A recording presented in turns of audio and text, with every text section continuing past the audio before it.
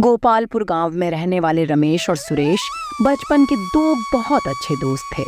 पर रमेश एक गरीब आदमी था। उसे जो भी काम मिलता वह करता रहता था। रमेश जैसे तैसे अपना और अपने परिवार का पालन पोषण करता था। अपने गरीबी से दोनों पति पत्नी बहुत दुखी थे।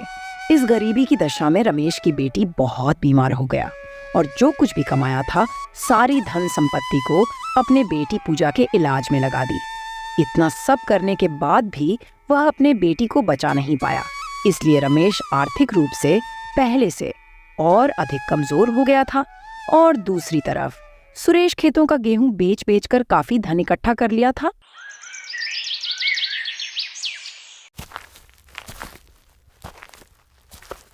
अरे क्या हुआ रमेश, यहाँ क्यों आए हो? सेठ जी, मैंने सुना है आप अपने खेत में खुदाई का काम करवा रहे हैं, तो आपको उसमें लोगों की जरूरत है।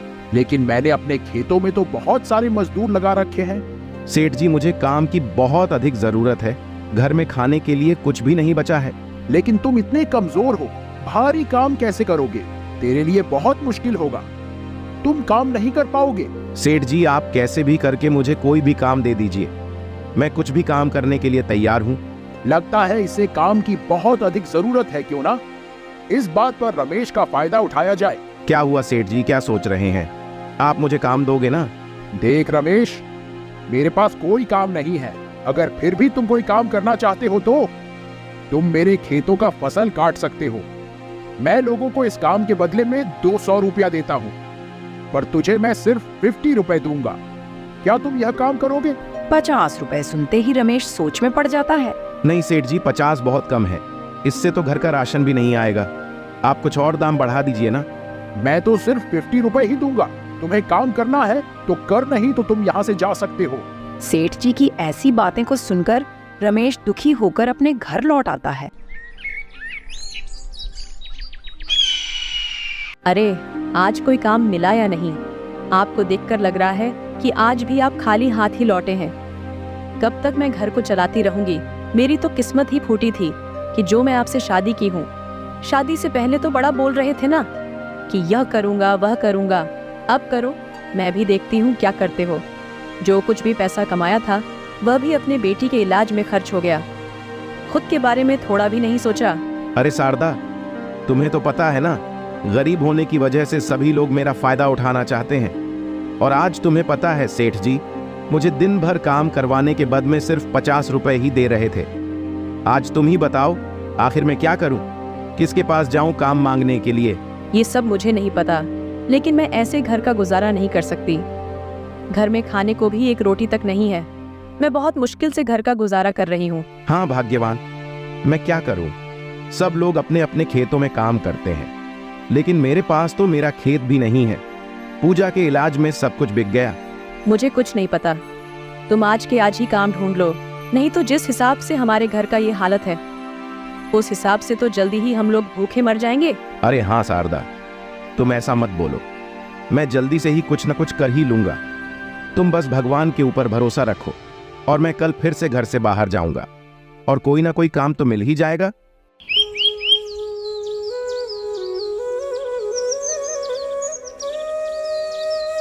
फिर अगले ही दिन सुबह होने पर रमेश काम की तलाश घर से निकल पड़ता है।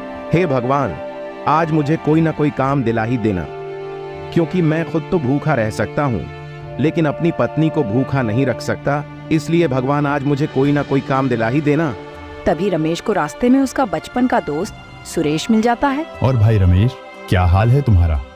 और कौन सी दुनिया में खोए रहते हो आजकल? अरे सुरेश, क्या मैं तुम्हें बताऊं? तुम तो जानते ही हो ना कि मैं अपने बेटी पूजा को बचाने के लिए सब कुछ दांव पर लगा दिया। इसलिए अब मेरे पास कुछ भी नहीं बचा है और मैं बेरोजगार हूं। कोई मुझे काम पर भी नहीं रख रहा है। अभी मैं काम के ही तलाश में भटक रहा हूं।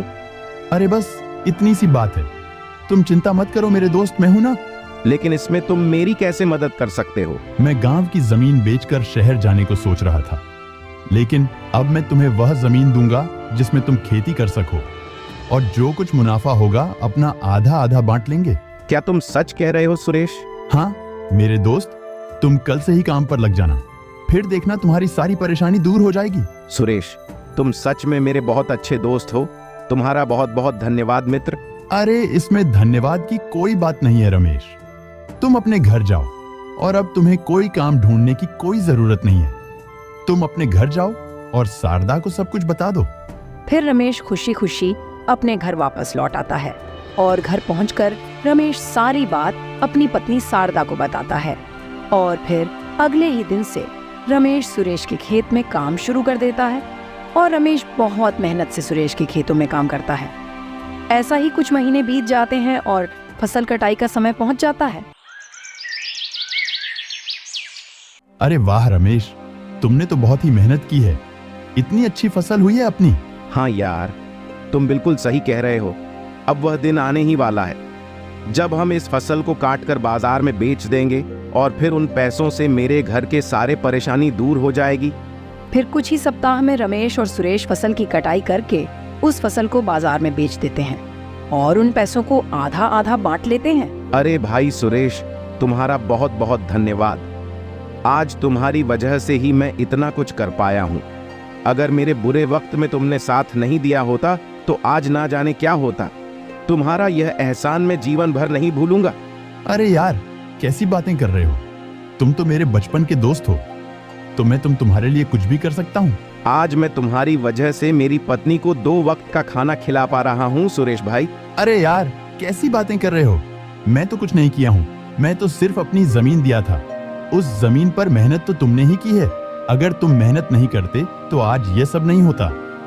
यह सब तुम्हारी मेहनत की फल है। सुरेश के खेतों में काम करने की बात सेठ अमीरचंद को पता चल जाता है। मैंने सुरेश को काम पर नहीं रखा तो साला रमेश के खेत में काम कर रहा है। इसको अभी इसकी औकात दिखानी पड़ेगी। क्यों ना मैं सुरेश को लालच देकर उसकी वह सारी जमीन खरीद लूं। लेकिन सुरेश रमेश का सबसे अच्छा दोस्त है, इसीलिए सुरेश मेरी बात नहीं मानेगा। लेकिन कोई बात नहीं, क्यों ना मैं सीधा सुरेश के पत्नी रीना से ही यह बात करूंगा।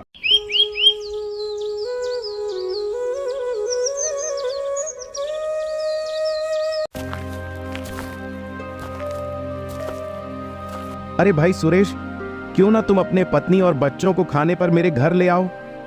बहुत दिन हो गए हैं एक साथ खाना खाए हुए। हाँ भाई, तुम बिल्कुल सही कह रहे हो। मेरी माता और पिता भी तुमसे मिलना चाहते हैं। फिर रमेश और सुरेश अपने अपने घर चले जाते हैं। आ गए जी आप। और आपका काम कैसा चल रहा है? अरे भाग्यवान, काम तो बिल्कुल अच्छा चल रहा है। बस मैं तो यही सोचता हूं कि सुरेश मुझे उस दिन नहीं मिला होता तो उसके खेतों पर काम करने का मौका नहीं मिलता, और भगवान जाने हमारा क्या होता। मैं सुरेश का यह एहसान कभी नहीं भूल सकता हूँ। हाँ जी, आपका दोस्त बहुत अच्छा इंसान है। उन्हीं की वजह से हम लोग 2 वक्त का खाना खा पा रहे हैं। अरे हाँ, भाग्यवान खाने से याद आया कि मैं सुरेश और उसके परिवार को अपने यहाँ खाने को बुलाया है। ये तो बहुत अच्छी बात है जी कि सुरेश भाई हमारे यहाँ खाने पर आएंगे। तुम उन्हें जल्दी से ही ले आना।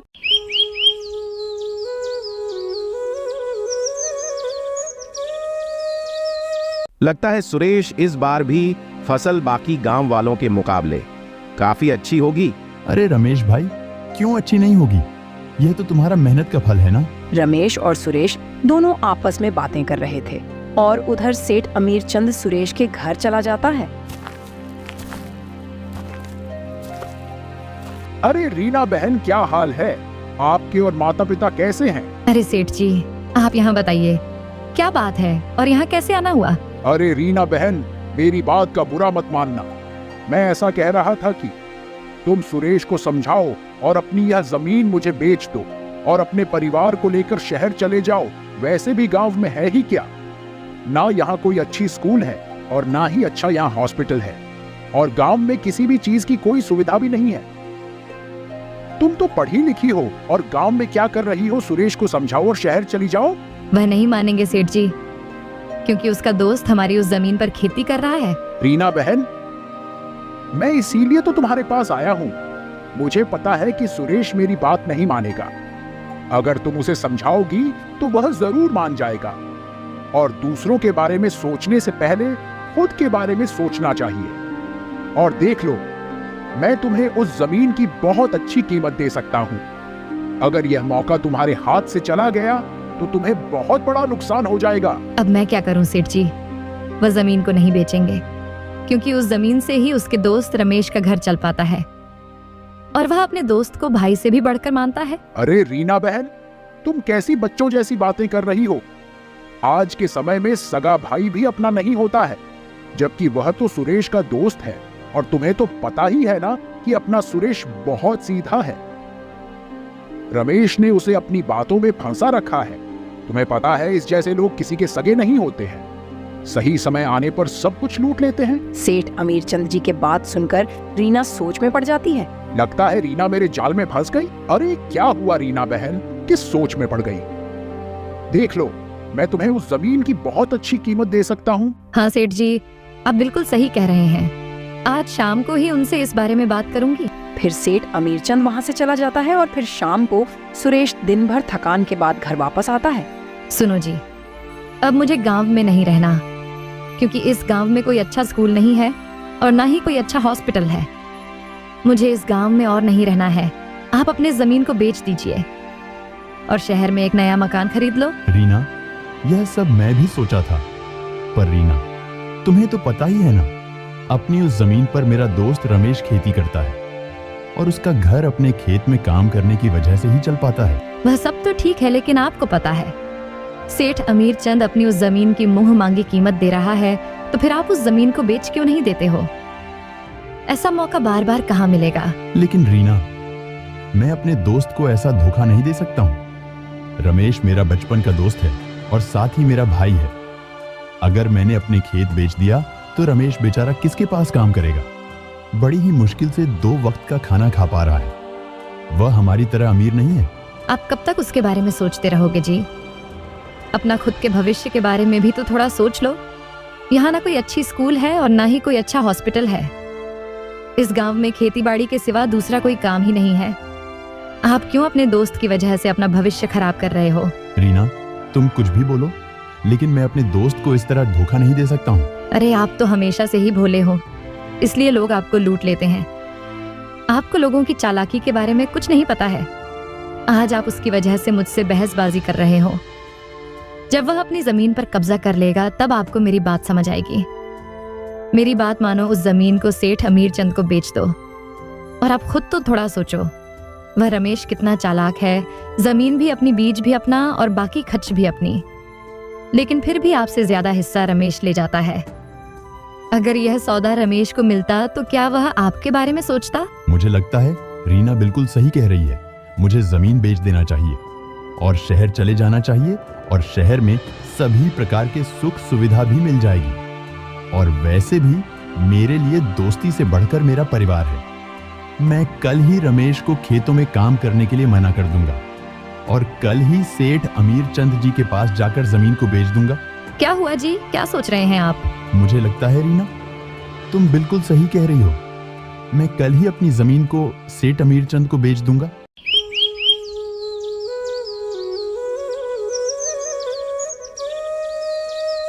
फिर अगले दिन सुबह होने पर सुरेश रमेश से मिलने के लिए खेतों पर जाता है। आओ आओ सुरेश भाई, मैं तुम्हारा ही इंतजार कर रहे थे। तुम्हें याद है ना, आज शाम को तुम्हें अपने परिवार को लेकर मेरे घर आना है, और शारदा ने तो रात के खाने की तैयारी भी कर ली होगी। नहीं नहीं, मैं तुम्हारे घर खाना खाने नहीं आऊंगा, और मैं यह बोलने आया था कि तुम कहीं और काम देख लो, क्योंकि मैं और रीना और बच्चे सभी चाहते हैं कि मैं यह जमीन बेच दूं और हम सब यहाँ से हमेशा के लिए शहर चले जाएं। और देखो रमेश, अब मैं अपने परिवार के खिलाफ नहीं जा सकता हूँ। अरे सुरेश, तुम ये क्या बोल रहे हो? अगर तुम ये जमीन बेच दोगे तो मैं क्या करूंगा, और क्या होगा मेरा और मेरा परिवार का?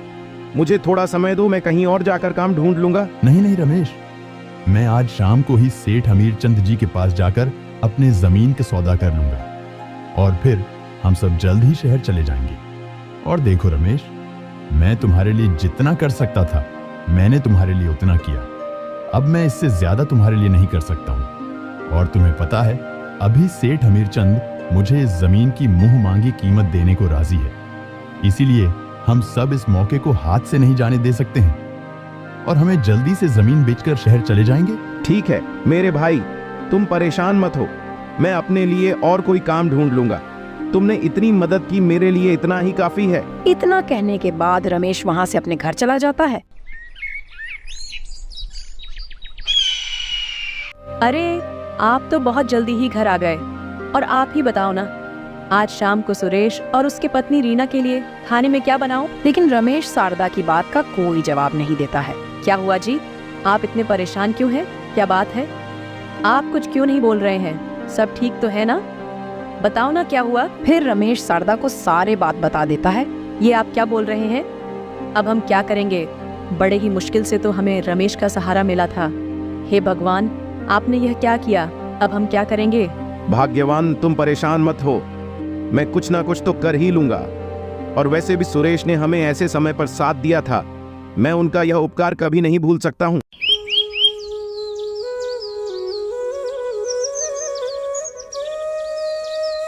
और फिर दूसरी तरफ सुरेश ने अपनी जमीन को बेचने के लिए सेठ अमीर चंद जी के पास पहुंच जाता है।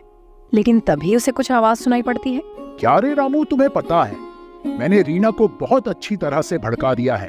कुछ ही दिनों में सुरेश मुझे अपने जमीन को बेचने के लिए आ ही जाएगा।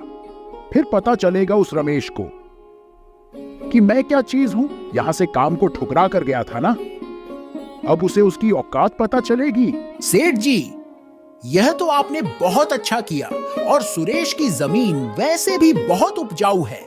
और मैंने सुना है कि इस साल भी सुरेश के जमीन पर सबसे ज्यादा अनाज हुए थे। रामू और सेठ की बातें सुरेश बाहर से सुन लेता है, तो वह वहां से सीधा अपने दोस्त रमेश के पास जाता है। रमेश मेरे दोस्त, तुम मुझे माफ कर दो। मैं तुम्हें अपने खेतों पर काम करने से मना किया है, तुमसे तुम्हारा काम छीन लिया है। मुझे माफ कर दो मेरे दोस्त, मैं पैसों के आगे अंधा हो गया था। और यह सब मेरी पत्नी से करवाने वाला सेठ अमीर चंद का काम है। मेरे दोस्त मुझे माफ कर दो, जाने अनजाने में मुझसे बहुत बड़ी गलती हो गई।